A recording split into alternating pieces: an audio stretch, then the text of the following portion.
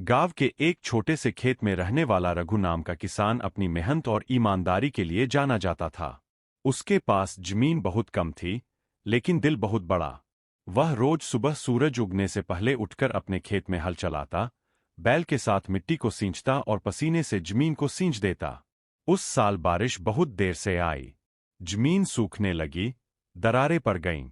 गांव के कई लोग शहर की ओर निकल गए, लेकिन रघु डटा रहा। लोग कहते, रघु अब क्यों मेहनत कर रहा है? यह खेत अब कुछ नहीं देगा। रघु बस मुस्कुराकर कहता, मेरी जमीन मेरी माँ है। माँ को छोड़कर कहाँ जाऊं? वह रोज कुएं से पानी खींच खींच कर खेत को सींचता।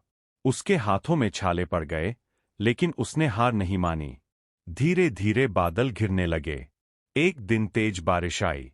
खेत में हरियाली लौट आई। रघु के खेत में गेहूं की बालियां झूमने लगीं।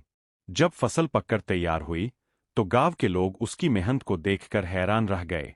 उसके खेत की सोने जैसी बालियां पूरे गांव के लिए उम्मीद की मिसाल बन गईं।